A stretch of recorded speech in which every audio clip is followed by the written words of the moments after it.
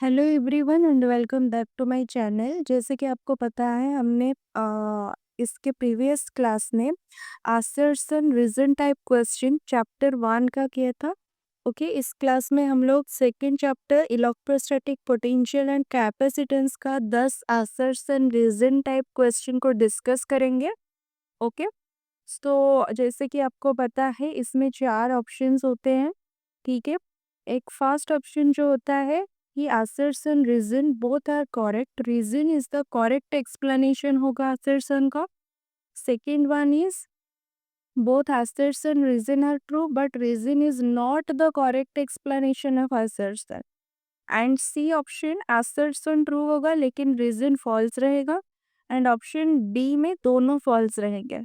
तो ये 4 ऑप्शंस हमेशा आपको क्वेश्चन में दिखाई देगा in the same order. Okay, तो हम लोग डिस्कस कर लेते हैं 10 क्वेश्चन इसके रिलेटेड जो कि फ्रीक्वेंटली आपके एग्जाम में आता है। तो देखो इसको हम लोग कैसे हैंडल करते हैं, इस प्रॉब्लम को हमारा अप्रोच किस तरह से रहता है। ठीक है, तो आसर सर ने आपको गिवन है work done in moving a charge between any two points in an electric field is independent होता है path followed by the charge between this points. And reason इसका गिवन है कि इलेक्ट्रोस्टैटिक फोर्स एक non conservative force होता है। Okay, तो जैसे कि यहाँ पे आप लोग देख सकते हो कि जो आंसर्सन आपको गिवन है कि जो वर्क डन होता है मूविंग का charge between any two points के बीच में, अगर हमें एक चार्ज को मूव करवाना है देयर आर वेरियस पाथ्स।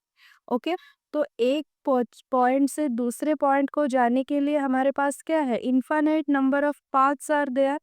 ठीक है, तो जब हम क्या करेंगे, इन दोनों पॉइंट के बीच में जो कि इलेक्ट्रिक फील्ड में होगा वो इंडिपेंडेंट रहेगा, किसी भी पाथ पे डिपेंड नहीं करेगा। यानी कि आप जिस भी पाथ में जाओ वो पाथ इंडिपेंडेंट रहेगा। ठीक है, between this points. Okay, and secondly बोल रहा है कि इलेक्ट्रोस्टैटिक फोर्स एक नॉन कंजर्वेटिव फोर्स है, जो कि गलत है। इस ये स्टेटमेंट आपका रॉन्ग है, क्योंकि हमने पढ़ा था जो इलेक्ट्रोस्टैटिक फोर्स यानी कि जो Coulomb's force is conservative in nature. Okay, तो इसको याद रखोगे, इलेक्ट्रोस्टैटिक फोर्स आपका कंजर्वेटिव फोर्स होता है, Coulomb's force is conservative force in nature.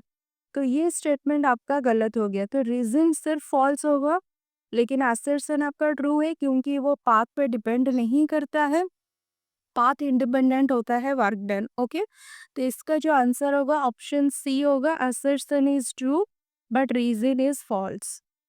Right, next देखो, assertion for a point charge के लिए concentric sphere centered at a location of the charge are equipotential surface.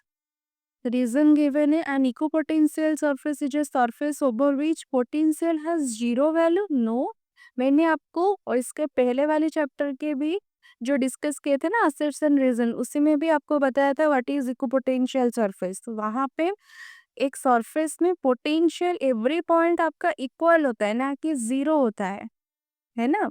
तो ये स्टेटमेंट तो गलत हो गया, जीरो वैल्यू नहीं होता है इक्विपोटेंशियल सरफेस में। इसको याद रखोगे कि इक्विपोटेंशियल सरफेस में आपका पोटेंशियल एवरीवेयर जीरो नहीं होता है, this is the false statement. लेकिन assertion जो आपको गिवन है फॉर अ पॉइंट चार्ज के लिए concentric sphere centered at a location of the charge are equipotential surface, like इस तरह से, ये अगर ये कॉन्सेंट्रिक स्फीयर है तो इस पर्टिकुलर मतलब कि इस स्फीयर में हर जगह आपका पोटेंशियल सेम रहेगा, इस पेयर में हर जगह आपका पोटेंशियल सेम रहेगा। तो ये assertion का स्टेटमेंट आपका सही है लेकिन रीजन का स्टेटमेंट गलत है। ठीक है, तो इसका जो ऑप्शन होगा option C, assertion is correct but reason is false, यानी कि this one assertion is true but reason is false. ठीक है, इसका करेक्ट आंसर याद रखोगे, an equipotential surface is a surface over which potential is constant और same value का होता है। राइट, नेक्स्ट देखो, assertion है an electron has a higher potential energy when it is at a location associated with a negative value of potential and has a lower potential energy when at a location associated with a positive potential. Okay. Reason given है, electrons move from a region of higher potential to a region of lower potential. नहीं, ये उल्टा लिखा गया है। हमेशा याद रखोगे, इलेक्ट्रॉन का मोशन किस तरह से होता है, लोअर पोटेंशियल से हायर पोटेंशियल। ये स्टेटमेंट भी आपका गलत गिवन है, इसको याद रखोगे। This are your important points wise, इसको आप लोग नोट्स में लिख के रख सकते हो कि जो इलेक्ट्रॉन्स का मोशन होगा, मूवमेंट होगा, वो लोअर से हायर की तरफ होगा। ठीक है। एंड एसर्शन में गिवन है क्या कि electron has a higher potential energy. अगर किसी इलेक्ट्रॉन के पास हायर पोटेंशियल एनर्जी होगा, कब, when it is eight a location associated with negative value of potential, right. And just इसका ऑपोजिट क्या है कि लोअर पोटेंशियल एनर्जी किस इलेक्ट्रॉन के पास होगा, जब जब वो क्या होगा कि when eight a location associated with positive potential. ठीक है, ये स्टेटमेंट आपका सही है, लेकिन ये वाला रीजन उसका गलत है, तो इसका भी आंसर सी हो जाएगा, क्योंकि रीजन यहाँ पे फॉल्स लिखा गया है, असर्शन जो ट्रू है। ओके, नेक्स्ट क्वेश्चन देखो, असर्शन में if the distance between parallel plates of capacitor is halved and dielectric constant is made 3 times, then capacitance becomes 6 times. इसका एक फॉर्मूला होता है। फॉर्मूला आपको पता है, कैपेसिटेंस का फॉर्मूला क्या होता है, डी एंड आपका एप्सिलॉन, जो डाइलेक्ट्रिक कांस्टेंट एप्सिलॉन आर, और यू कैन से के को लेकर जो फॉर्मूला था आपको पता है, वहां से इसका आंसर मिल जाएगा कि what is the value of C. C C में कितना टाइम्स आपका चेंजेस आएगा। अगर हम डिस्टेंस को आधा कर देंगे एंड डाइलेक्ट्रिक कांस्टेंट को 3 टाइम्स इंक्रीज करवाएंगे, तो रीजन इसका गिवन है कि capacitance of the capacitor doesn't depend upon the nature of the material of the plates. Nature पे डिपेंड ही नहीं करता, ये बोल रहा है। लेकिन हमने क्या पढ़ा था कि ये नेचर पे तो डिपेंड करता है, प्लेट्स के नेचर में मटेरियल पे डिपेंड करेगा। ठीक है, nature of the material of the plates पे डिपेंड करेगा, तो ये रीजन आपका हो गया फॉल्स, क्योंकि हमने इसका कैरेक्टरिस्टिक जब हमने सेकेंड चैप्टर का सीरीज बनाया था, उसने प्रॉपरली हमने डिस्कस किया है कि क्या डिस्कस किया है कि जो कैपेसिटेंस ऑफ द कैपेसिटर किस किस चीज पे डिपेंड कर रहा है। ओके, तो देखो, तो हमको पता है ये वाला formula, capacitance with dielectric constant between the plates, इसका फॉर्मूला ये होता है, C इक्वल्स टू आपका आएगा एप्सिलॉन नॉट के ए बाई डी। ओके, यहाँ पे जो D है, यानी कि डिस्टेंस बिटवीन द प्लेट्स, इस D को उसने बना दिया क्या, D/2 बना दिया। ओके, एंड इस इट्स K को उसने क्या बना दिया, अकॉर्डिंग टू क्वेश्चन 3 टाइम्स बना दिया। देन क्या होगा, देखो, तो हम लोग क्या करेंगे, इस फॉर्मूला में सब्स्टिट्यूट करवाएंगे, डी की जगह पर D/2 एंड इंस्टेड ऑफ के आपको पुट करना है 3 टाइम्स ऑफ के। तो जो न्यू कैपेसिटेंस आएगा वो क्या आएगा, ये 2 ऊपर चला जाएगा, यानी कि 6 टाइम्स ऑफ एप्सिलॉन नॉट के ए बाई डी, जो कि ये वाले सी के साथ बराबर है, यानी कि 6 टाइम्स ऑफ ओल्ड कैपेसिटेंस के बराबर है। यानी कि ये जो आंसर आपको गिवन है, सॉरी, ये जो स्टेटमेंट आपको गिवन का असर्शन में, that is the correct one, तो असर्शन आपका सही है। एंड ऑल्सो आपको याद रखोगे, जो कैपेसिटेंस है वो डिपेंड करता है नेचर ऑफ द मटेरियल में, यानी कि शेप में, साइज में, सेपरेशन पे डिपेंड करेगा कंडक्टर का। ठीक है, तो इसका आंसर आपका होगा क्या, असर्शन आपका ट्रू है, लेकिन रीजन आपका फॉल्स है। Option C is correct. Next देखो, the dielectric constant for metals infinity होता है, ये तो हमने देखा था जो टेबल बना के, है ना। एंड रीजन क्या गिवन है कि when a charged capacitor is filled completely with a metallic slab, its capacity becomes very large हो जाता है। नहीं, this statement is also wrong. कैसे? देखो, हमें पता है अगर हम जब क्या करेंगे कि एक मेटालिक स्लैब को चार्ज्ड कैपेसिटर के बीच में लाके रखेंगे, कंप्लीटली उसको फिल कर देंगे, तो क्या होगा? इस मेटालिक स्लैब का कुछ थिकनेस तो होगा। ओके, तो अकॉर्डिंग टू दैट फॉर्मूला, ये वाला फॉर्मूला यूज करेंगे हम लोग। The capacitance of a capacitor filled partially with a dielectric of thickness अगर टी होगा, तो उसका फॉर्मूला ये रहेगा, C equals to epsilon naught A D minus T, और यहाँ पे आ जाएगा 1 - 1/k। ओके, डी यहाँ पे याद रखोगे, the distance between two parallel plates के बीच में distance. T is the thickness of the, जो भी हमने ये जो मेटालिक स्लैब इनके बीच में रखेंगे पैरेलल प्लेट्स के बीच में, उनका थिकनेस है ना। A is the area of the plates and K आपका हो गया डाइलेक्ट्रिक कांस्टेंट। ओके, लेकिन मेटल्स के लिए जैसे कि हमने बताया, यहाँ पे लिखा गया है कि मेटल्स के लिए डाइलेक्ट्रिक कांस्टेंट यानी कि के का वैल्यू क्या होता है? इन्फिनिटी। तो यहाँ पे अगर के की जगह पर मैं इन्फिनिटी पुट करूंगी तो 1/∞ आपको 0 देगा। ठीक है, तो ये वाला जो फॉर्मूला रिड्यूस होके ये बन जाएगा, C equals to epsilon naught A D minus T. ठीक है, so if the capacitor is filled completely with a metallic slab, then क्या होगा? अगर कंप्लीटली फिल होगा तो टी डी के बराबर हो जाएगा। जितना भी आपका डिस्टेंस बिटवीन द प्लेट्स है that is equals to thickness के बराबर होगा। तभी अगर हम डी इक्वल्स टू टी रखेंगे, देन ये वाला part epsilon naught A by zero, something by zero tending to infinity. That means when a charged capacitor filled fully with a metallic slab, then capacitor is short circuited. That means it will no more work as a capacitor. So the value of C or capacitance will go to infinite. तो यहाँ पे reason में जो आपको लिखा गया है ना कि जब कंप्लीटली फिल्ड होगा तो वेरी लार्ज हो जाएगा कैपेसिटेंस, तो वो गलत है। क्योंकि वेरी लार्ज यहाँ पे इन्फिनिटी लिखना चाहिए था, क्योंकि सी तो इन्फिनिटी को टेंड कर रहा है when T equals to D. ठीक है, इसी वजह से आपका रीजन रॉन्ग हो गया। असर्शन तो वैसे ही ठीक है, क्योंकि मेटल्स के लिए आपका के का वैल्यू इन्फिनिटी होता है। तो यहाँ पे भी आपका जो आंसर होगा ऑप्शन सी होगा, that is assertion is true but reason is wrong. Okay, false. Next देखो, assertion आपको given है, when air between the plates of parallel plate condenser is replaced by an insulating medium. Okay, हम air medium को replace करेंगे insulating medium of dielectric constant, its capacity increase होगा।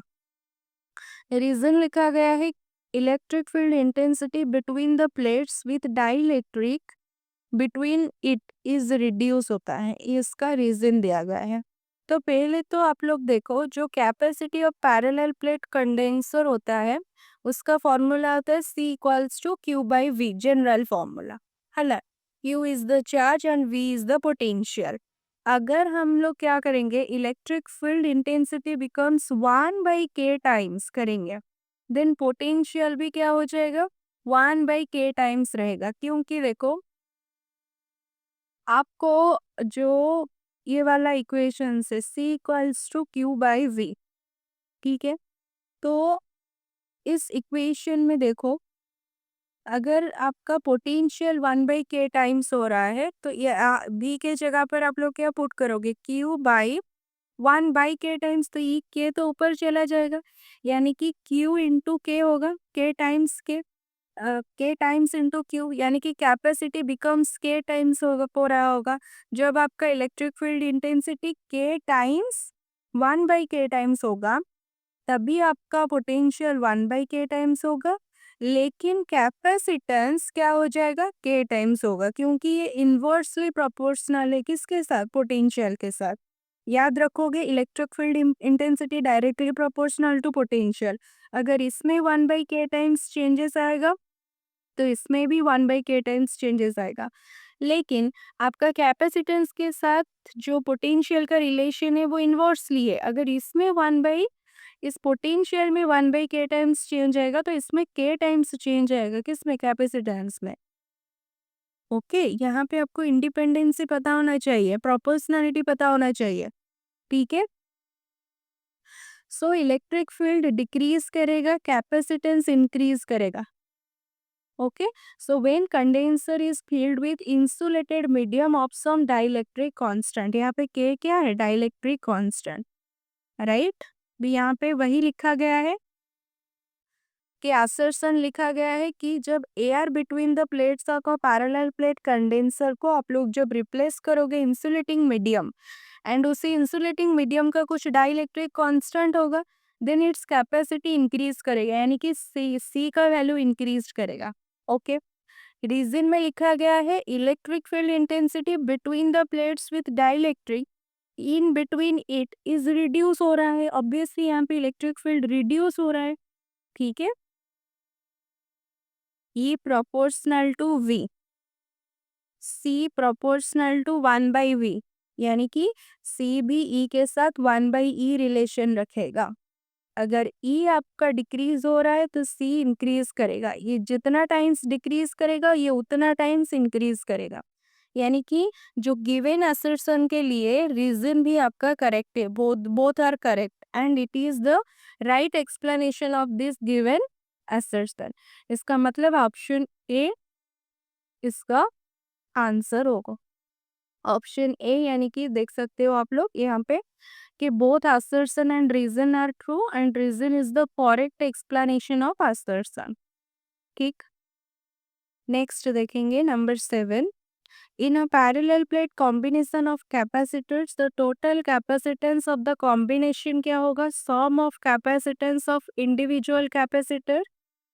ये हमें पता है, जब पैरेलल में होता है तो C equals to C total, C यहाँ पे पैरेलल वो क्या होगा, C1 प्लस C2 ऐसे करके आपका इन्फिनिटी तक जितना भी कैपेसिटर्स लगा होगा। एंड रीजन इसका क्या है, इन सच कॉम्बिनेशन यानी कि पैरेलल में voltage across each capacitor same होता है, ईच कैपेसिटर के अक्रॉस जो वोल्टेज लगा हुआ होता है वो सेम होता है।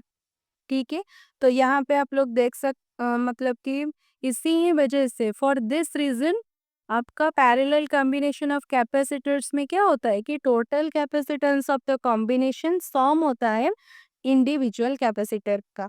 तो ये आपका असर्शन भी ट्रू है, रीजन भी ट्रू है and reason is the correct explanation भी असर्शन का है, वेरी इजी का। तो यहाँ पे ये ऑप्शन ए को सेटिस्फाई कर रहा है। Number 8 assertion, if three capacitors of capacitance C1 is less than C2 and less than C3 are connected in parallel में connected है, then their equivalent capacitance यानी कि CP greater होगा equivalent capacitance in series। Okay, CP greater होगा CS से अगर C1 less है C2 and less है C3 एंड रीजन भी गिवन है 1/CP, ये CP मतलब कि इक्वल पैरेलल है 1/C1 plus 1/C2 plus 1/C3। Okay, तो हम लोग चेक कर लेते हैं पहले आस्टरसन को। देखो आस्टरसन में क्या है, जब आप equivalent capacitance of parallel combination calculate करोगे तो CP कितना होगा, C1, this is C1, C1 plus C2 plus C3 तीनों को ऐड कर दोगे तो आपको टोटल कैपेसिटेंस मिल जाएगा इन पैरेलल कॉम्बिनेशन। लेकिन सीरीज में क्या होगा, इसको इस तरह से लिखना पड़ेगा 1/CS equals to 1/C1 plus 1/C2 plus 1/C3। ये तो सीरीज का फॉर्मूला है लेकिन रीजन में इसको लिखा गया है पैरेलल में, तो ये रॉन्ग है, तो रीजन तो गलत हो गया। तो रीजन फॉल्स किस ऑप्शन में है, ओनली देखो रीजन इज फॉल्स, ये सिर्फ और सिर्फ इसी वाले ऑप्शन को फॉलो करेगा, ऑप्शन सी। हेलो, ओके, है कि नहीं, ओके, तो ये हो गया। नंबर 9 देखेंगे, assertion given है the capacity of a given conductor remains same रहेगा even if charge is varied on it and reason given है capacitance depend करता है nearly medium as well as size and shape of the conductor। ये भी हमने अभी आपको बताया कि कैपेसिटेंस जो इन सब में डिपेंड करता है ना। तो ये रीज़न भी सही है, असर्शन भी आपका सही है क्योंकि कैपेसिटी एक गिवन कंडक्टर का सेम रहेगा अगर वो क्या होगा even if charge is varied on it. तो चार्ज पे डिपेंड नहीं करेगा, ठीक है। तो चार्ज अगर वैरी कर रहा है तो capacity of a given conductor वो क्या करेगा, सेम ही रहेगा क्योंकि जो कैपेसिटेंस है वो किस किस पे डिपेंड करता है, medium as well as size and shape पे डिपेंड करता है। तो बहुत करेक्ट है एंड रीजन भी इसका करेक्ट एक्सप्लेनेशन है, ठीक है, क्योंकि capacitance is basically a geometrical quantity, geometry पे डिपेंड करता है, शेप पे, साइज पे, है ना। ओके, लास्ट क्वेश्चन को डिस्कस करेंगे, number 10 question. If the distance between parallel plates of a capacitor is half, okay वही वाला फिर से देखो रिपीट हुआ है, and dielectric constant is 3 times, then the capacitance becomes 6 times, and reason capacity of the capacitor doesn't depend upon the nature of the material, जो हमने already discuss किया है ना। ओके, सो ये था आपका 10 एसेट्सन रीजन टाइप क्वेश्चन जो कि कंपलसरी क्वेश्चन है आपका 1 मार्क 2 to 3 मार्क्स को आता ही आता है, ठीक है, 1 मार्क का ईच। तो इसी टाइप का क्वेश्चन आएगा। तो ये था आपका 10 assertion रीजन टाइप क्वेश्चन, आपको किस तरह से अप्रोच करना है एंड इसमें आपको 1 मार्क मिलता है। ओके, तो देख सकते हो बहुत ही आसान सा कंसेप्ट को लेके आपका क्वेश्चन आता है। ओके, सो नेक्स्ट पार्ट में हम लोग थर्ड चैप्टर से इसको डिस्कस करेंगे, assertion रीजन टाइप क्वेश्चन, वही 10 क्वेश्चन डिस्कस करेंगे। Okay, so this is all for today. Thank you.